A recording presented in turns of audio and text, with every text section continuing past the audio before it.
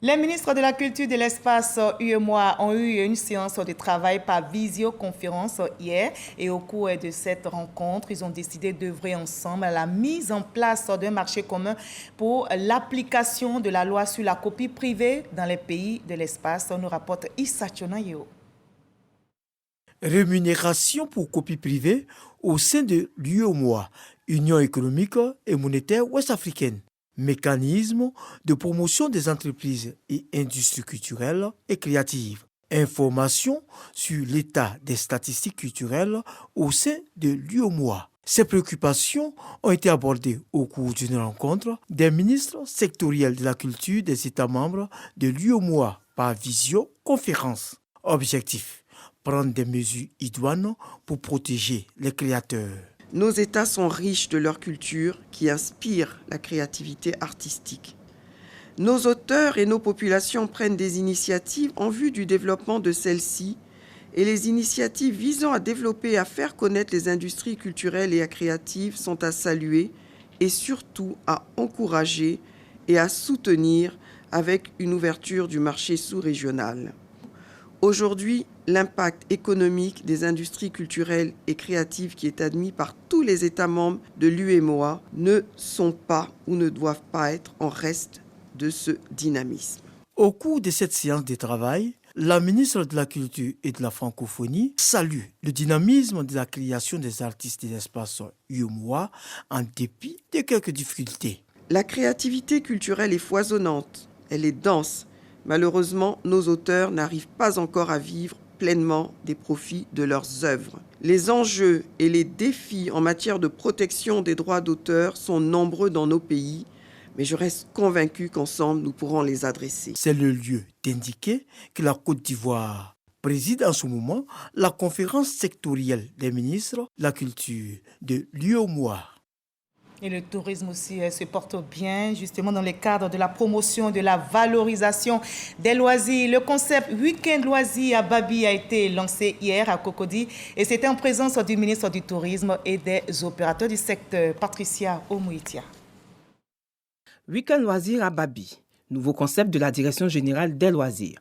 Selon l'initiatrice Isabelle Anneau, DG des loisirs, ce concept de promotion et de vulgarisation de l'offre des loisirs dans notre pays s'articule autour de 3 axes essentiels, notamment la conception d'activités de loisirs qui, pour ses vacances scolaires, prend en compte un programme d'activités dont une colonie d'État à Bangourou et un camp de loisirs pour les jeunes à Beaunois. La stratégie Sublime Côte d'Ivoire nous indique qu'il faut faire de notre pays une base de divertissement aussi bien pour les Ivoiriens que pour la sous-région. Cela passe par l'amélioration de l'offre de loisirs en Côte d'Ivoire, par la promotion et la vulgarisation de cette offre-là.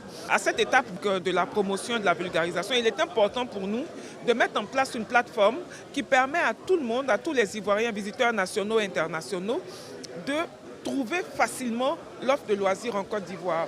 Pour le ministre du Tourisme, la digitalisation du secteur touristique prend toute sa place. Il a encouragé l'esprit de créativité des acteurs du secteur des loisirs. Ces concepts que nous créons et qui se retrouvent aujourd'hui sur la plateforme du pass touristique permettent d'avoir les meilleurs plans et les bons plans du moment et qu'il y ait des schémas qui deviennent les traditionnels mais indémodables que nous devrons avoir repensé à travers des hackathons que je vous encourage à initier en appelant ceux qui connaissent vraiment l'ambiance d'Abidjan. Cette initiative, selon le ministre Siandou Fofana, se situe dans le cadre de la stratégie de développement touristique Sublime Côte d'Ivoire.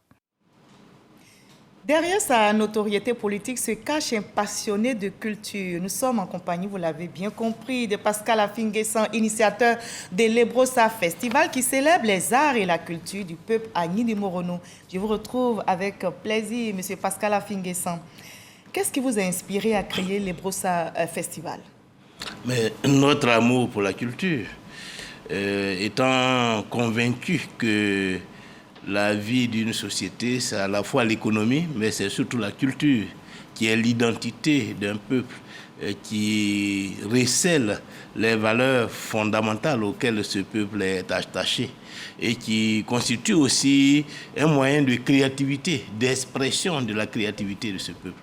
Et donc, ce sont ces questions-là qui sont au centre de notre passion pour la culture. D'accord. D'accord. Et quelle est la signification d'Ebrosa et quel est son lien avec le Morono? Parce que j'imagine qu'il y a des objectifs que vous poursuivez en décidant d'initier l'Ebrosa Festival. Qu'est-ce que ça signifie? C'est en Agni? Oui, c'est en Agni. Ebrosa, c'est en fait le lieu d'origine du peuple Agni, qui est parti au début du XVIIIe siècle du sud-ouest du Ghana actuel et pour s'établir là où ce peuple vit à l'heure actuelle.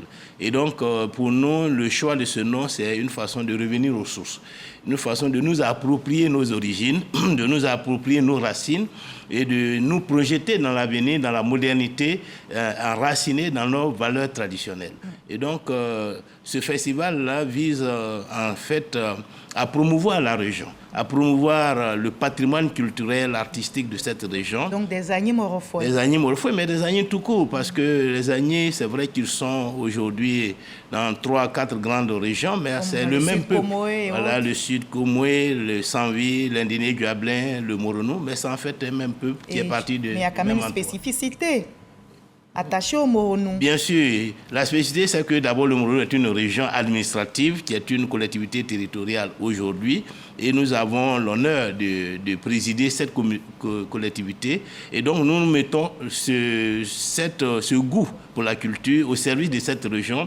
Nous voulons utiliser donc la culture, les arts comme un moyen de renforcement de l'unité de cette région, de l'identité de cette région, parce que le développement, c'est pas seulement l'économie, c'est pas seulement les infrastructures sociales.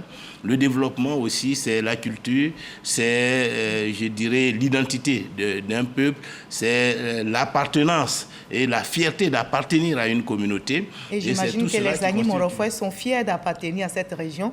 Vous avez donc organisé Ebrosa Festival. C'était pendant 3 jours. Combien de festivaliers y étaient? À peu près 10 000 personnes. 10 000 personnes. 10 000 personnes. On va revivre encore cette belle ambiance. J'imagine que vous avez hâte aussi de le voir, tout comme nos téléspectateurs. C'était avec notre reporter Magnamien qui a bien suivi ce festival pendant 3 jours. On regarde ensemble et on en reparle. Parade des 10 chefs des tribus du royaume Morofoué. Mais avant eux, le passage sous le son des tambours parleurs du roi du Morono, Sa Majesté Nana Eroua Tewa, qui avait à ses côtés pour la circonstance le roi du Guablin, Sa Majesté Nana Tigouri Niamey, l'invité spécial. Nous sommes à Ebrosa Festival. L'événement qui a sa première édition vise à valoriser le riche patrimoine culturel du peuple Morofoué. Nous avons organisé ce festival pour faire connaître la région du Morono, à l'instar de Bassam qui organise la Bissa, le Benoît qui organise le Popo Carnaval. Nous avions vu que nous devrions faire ressortir les valeurs culturelles, artistiques et touristiques du Morono. À l'initiative de cet événement culturel, le président du conseil régional du Morono, Pascal Afinguessan, entend faire du tourisme et de l'attrait de la région un levier essentiel pour la renaissance économique et sociale. Cette première édition de Ebrosa Festival a enregistré la présence de plusieurs autorités administratives, politiques et coutumières, ainsi que des invités spéciaux, notamment les ambassadeurs de la Fédération de Russie et de la République de l'Inde en Côte d'Ivoire. Représentant la première dame de Côte d'Ivoire à cette cérémonie, Chantal Boati a félicité les initiateurs de ce festival qui participent à la promotion de la culture des peuples ivoiriens. En plus de promouvoir et valoriser la culture et les arts, ainsi que le développement touristique et économique de notre pays, et particulièrement de la région du Morono, le festival Ebrosa se veut un réel vecteur de cohésion sociale, de solidarité et de fraternité. Valeur chère à Madame la Première Dame et son époux, le Président de la République. L'un des moments forts du festival est la tenue des Ebrosa Awards, une institution régionale qui vise à promouvoir le mérite et l'excellence des femmes et des hommes de la région dans leurs domaines respectifs. Voilà, vous allez nous parler tout à l'heure des Ebrosa Awards. Je vois ici un trophée, mais avant, vous allez nous dire, il y a eu plusieurs activités, on l'a entendu dans ce reportage, les panels, il y a eu aussi la gastronomie. Dites-nous comment toutes ces activités culturelles ont valorisé les trésors artistiques du peuple Agni Morofoué. Mais d'abord parce que c'était la première fois que dans le Morono, nous organisions un tel événement. Et donc, il a connu 5 grands moments. Il y a d'abord tout ce qui touche à l'histoire et aux traditions. C'est donc la parade des tribus et la révérence au roi. Ensuite, tout ce qui relève des arts, donc les danses qui ont été invitées. des talents du terroir, mais aussi des danses venues de l'Ouest, comme vous le voyez avec le Tématé, le Zaouli, qui sont venus accompagner en fait, je dirais, les artistes locaux, des danses venues aussi du Sud Komoué avec la Bodan et la Boisseau. Mais il y a aussi une dimension moderne, puisque à l'ouverture du festival, nous avons eu le plaisir de recevoir Roselyne Layo, comme pour le concert d'ouverture, et à la clôture, toutes les artistes et dames de la région. Ensuite, il y a une dimension gastronomique, comme vous l'avez dit, puisqu'il y avait un village gastronomique, mais aussi une soirée culturelle de gastronomie. Et on ne peut pas parler de gastronomie et puis passer comme ça. Non, C'est parce que la fingue, c'est la gastronomie ça. Du peuple agni. Comment est-ce qu'on le distingue? C'est la sauce graine, c'est la sauce pistache. La sauce graine? C'est la sauce gombo, c'est en fait tout. Moi, je m'attendais à entendre le foutou avec... Oui, mais bien sûr, avec le foutou banane ou le foutou igname. Mais vous savez... La sauce gnagnon. En Côte d'Ivoire, et en particulier, c'est la sauce qui fait le plat. C'est la sauce d'abord. L'accompagnement, c'est le foutou, le riz ou autre chose, mais c'est surtout la sauce. Donc, chez les Agnis, Morofoy, on mange de tout là-bas? On mange de tout à l'heure actuelle. Initialement, c'était l'igname et la banane, mais aujourd'hui, le riz a pris une place importante compte tenu de ce que, tout le monde a découvert le riz. Mais il y a aussi le taro, il y a aussi le manioc qui est associé à la banane. Très souvent. Et au niveau de des parures, dites-nous? Bon, nous n'avons pas mis beaucoup l'accent sur les parures aujourd'hui, mais vous voyez les chefs qui étaient dignement habillés. Et il y a le décor, comme nous, mais ça c'est traditionnel, c'est habituel. Mais c'est la tenue de la région. Et je pense que très prochainement, la prochaine édition, nous allons mettre l'accent sur les tenues traditionnelles classiques en pays agni. Et peut-être même un concours de l'homme le plus charmant dans sa tenue traditionnelle. Quelles sont les merveilles touristiques du Moronou? Qu'est-ce qui devrait nous pousser à nous rendre dans cette région? Pourquoi pas pour participer à Ebrosa 2? Mais d'abord, découvrir la région, physiquement. C'est une région spéciale, une région de petites collines, vallonnées, une région avec un climat particulier. J'ai eu à le dire, je crois que c'est à vous que je l'ai dit, que quand vous arrivez, vous avez le sentiment d'être en Suisse. Voilà. Donc c'est un paysage particulier, un peu à l'image de l'Ouest, de l'Ouest montagneux, mais c'est véritablement un paysage. Ça, c'est la première curiosité dans le Moronou. La deuxième curiosité, c'est le patrimoine culturel. Les danses, la fête des ignames, le roi, les sites touristiques, la résidence du dernier gouverneur de la région, qui constitue aussi un patrimoine. Ensuite, il y a des zones comme le lac Sokoté. Vous allez découvrir un lac sacré, le jet d'eau de Kodiokro, etc.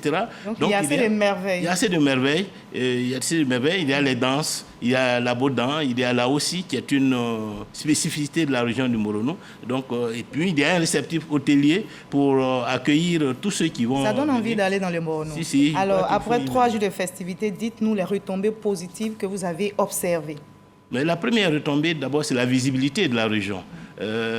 Ces 3 jours ont permis de mettre à l'affiche la région du Moronou, et notre présence sur ce plateau d'ailleurs illustre bien cette visibilité, mais aussi ça a permis à ces milliers de visiteurs de découvrir la région et donc de booster l'économie, parce que pendant ces 3 jours, c'est les hôtels qui ont connu de l'affluence, c'est le transport qui s'est développé, c'est la restauration qui a connu aussi un regain d'activité, et je crois que c'est une des raisons de ce festival, promouvoir aussi l'économie de la région à travers le tourisme. Et il y a eu des Ebrosa Awards. C'est ça, c'est la dernière dimension de ce festival, c'est la création des Ebrosa Awards, qui est une distinction pour récompenser tous les fils de la région qui se sont distingués dans leur domaine d'activité, que ce soit dans les arts, la musique, la communication, l'administration publique, la diplomatie, les forces de défense et de sécurité. Et donc, vous avez des fils